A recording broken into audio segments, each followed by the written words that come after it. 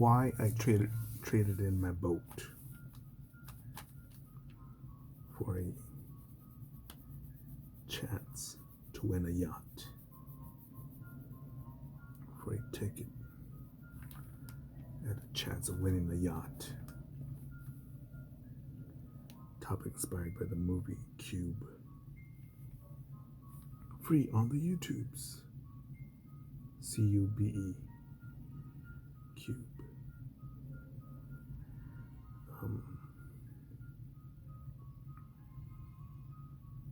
Things like a sci-fi horror, sci-fi thriller, or sci-fi horror movie. I think it's a thriller.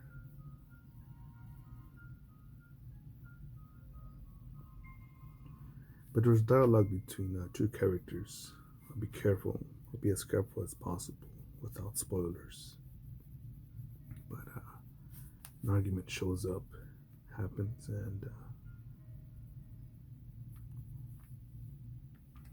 an incident happens, which leads to an argument, and one character criticizes another character for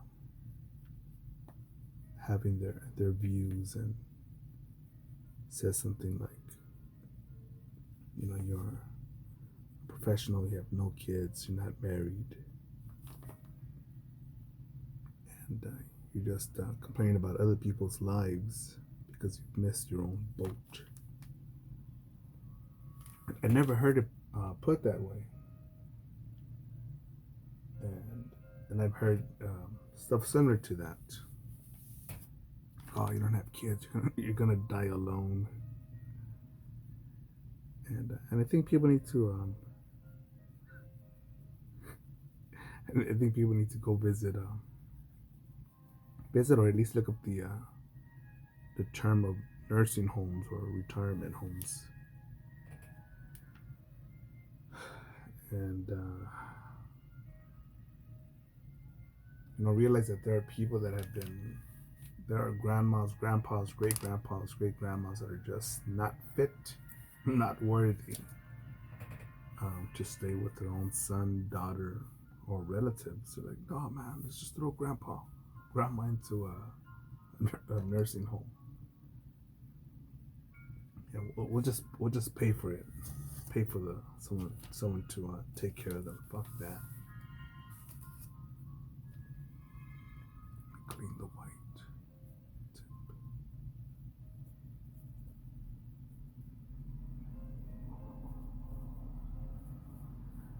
Right now I was watching a Tim IRL on the YouTubes, and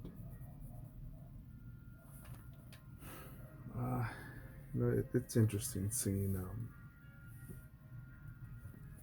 what's going on in America right now. Protests from all the racialist people, the oppression. And there's a white sheet of paper. Look how white I am. There's a white pencil. Look how white.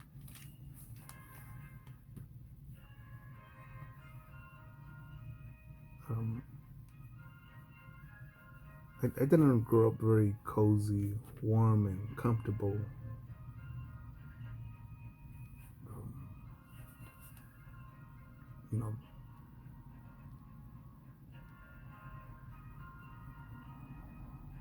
I've had not good things happen to me, like anybody else.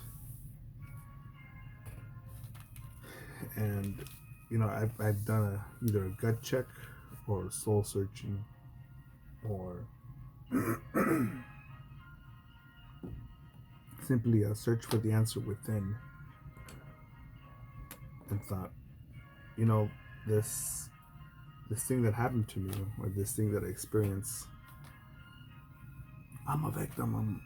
I'm oppressed, and I could say that because, well, you know what? I have been conditioned, taught by words and by example that I'm oppressed. Again, I've had many teachers that said, this country where we're in, Los Angeles, California, this was once Mexico. It's your land, my land. It's my land. It's my realty. It's my realtor here. can I develop here? I need permits.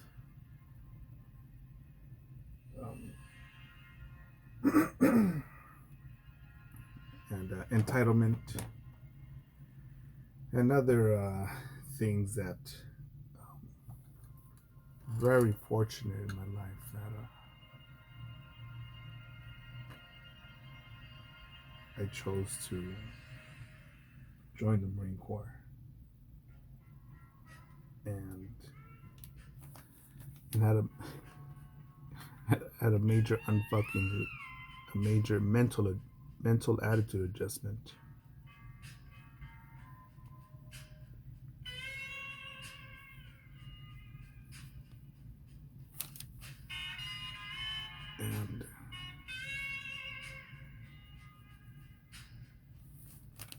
And in the Marine Corps, I learned, I don't know if it's the fragility of life, how delicate life is,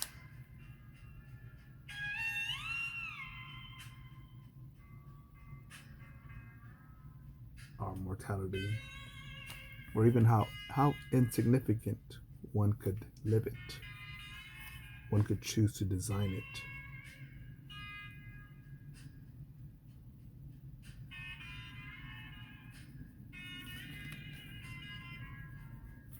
And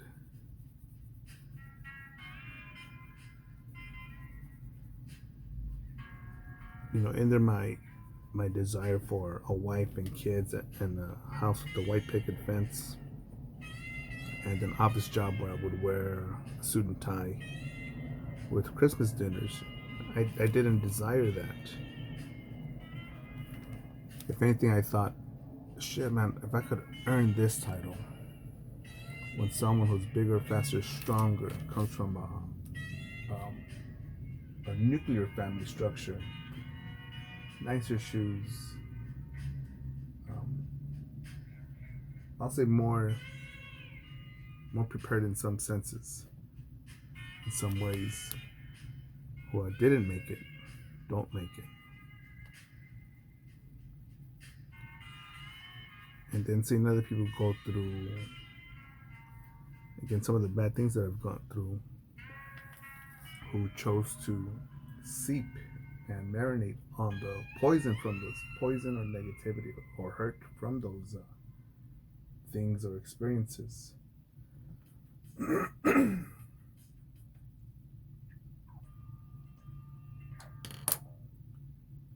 I thought, you know what? There's more out there. Let's go.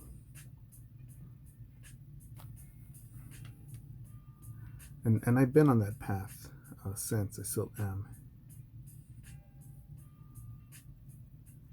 Because people still asking, why don't I have this or have done that, or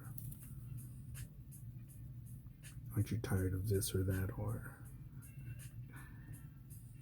you should be here, you should be there, you should have this, have the wife and kids, have at least 3 kids, be planning retirement, thinking about buying a beach house, a cabin, a wood house in the cabins, a cabin in the forest,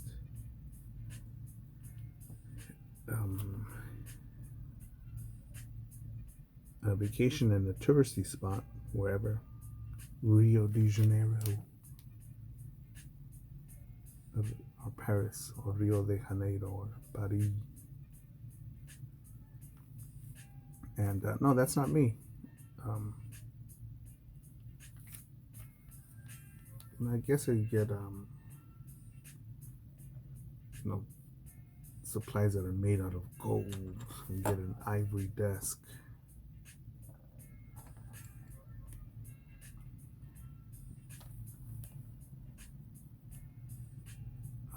No, man.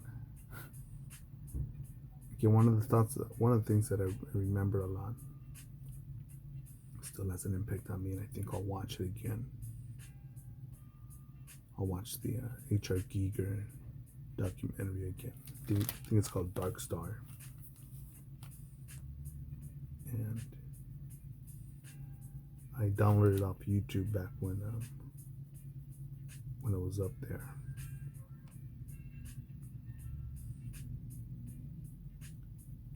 And I remember a scene where I think it was H.R. Giger's last book signing.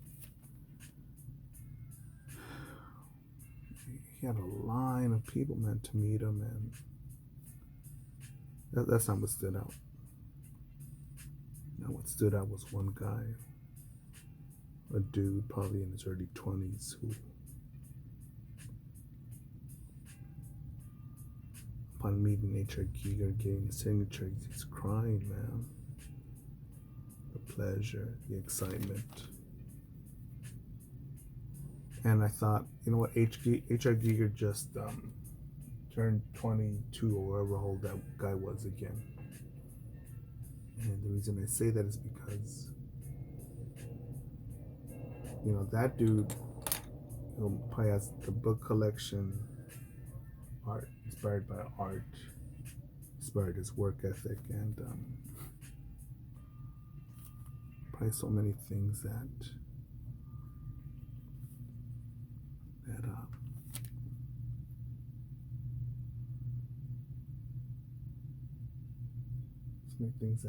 other people never even will do, even with their own kids.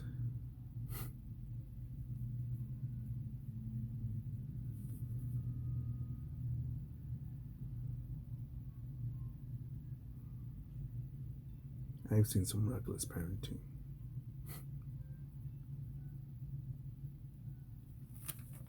I've been a part of, been taught, I've seen, and what's the word? And I've even seen tacit approval on, I guess to put it lightly and gently and generally, is on whatever parenting. Yeah, man, you know, well, that's his kid, her kid, they can do what they want. You know, if they're going to teach them to, you know, lie, cheat, and steal, as long as they get a 401k, a retirement, and a new car for them, or the kid doesn't get caught, or, you know, becomes a corrupt politician, fucking sweatshop labor manager, profiteer, so be it.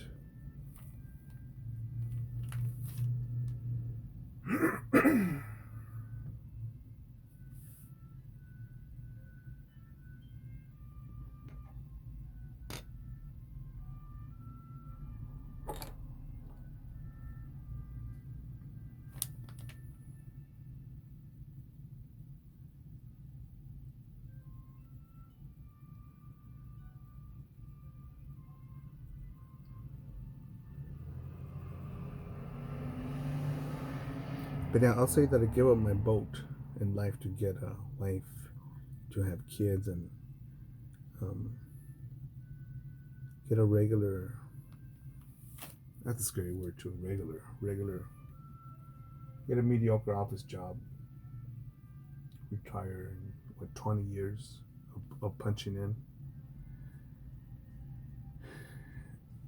20, 30, or 40 years, however long it takes to retire at some places. And then finally do a road trip when you're in your 60s or 50s, or if you're even lucky, very lucky, in your 40s. And I think, what the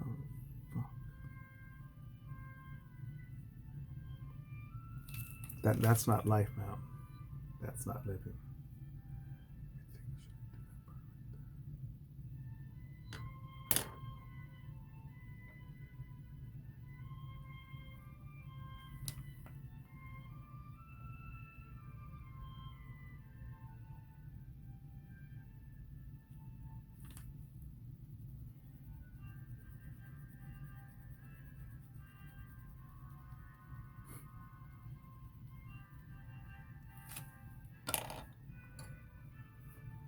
But yeah, I traded in that boat, that cool boat, again, wife, chance of getting married, to have kids, and have a 9 to 5 with a 401k for chance to buy a ticket to win a yacht, and by that I mean um, a life design where potential is fulfilled. Oh man, you just throwing the wrong words. Um, all I can say is David Goggins, man, and I'm no David Goggins, but that's a dude that thought, what's next? What else can I do? What's possible?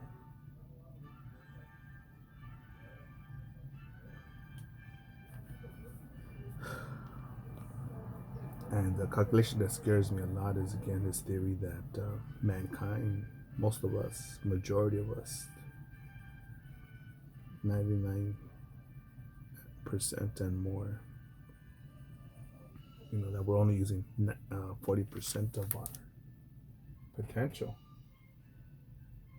of our breath, of our resources and resourcefulness to just do enough, man.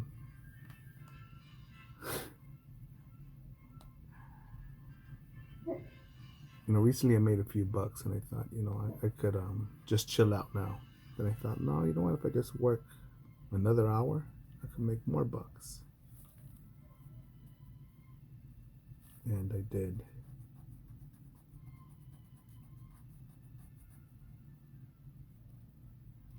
Victory.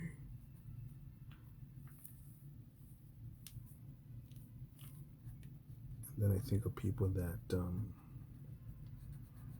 chose to take it easy, and look, during this corona pandemic, they're not having a good time now. So my question is for the viewers, will you give up or trade? I don't want to use the word sacrifice. Sacrifice is a big word, but would you trade your boat of comfort for a routine and I guess normalcy to stay on there and to not to get that yacht that turns into a spaceship of life, something like that.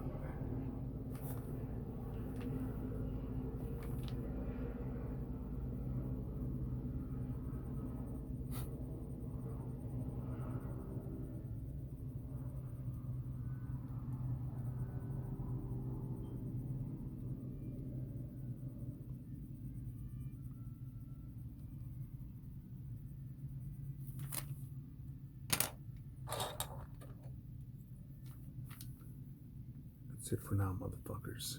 Get after it. Go forward. Trump 2020. If you don't vote for Biden, then you ain't black. Pants up. Don't loot.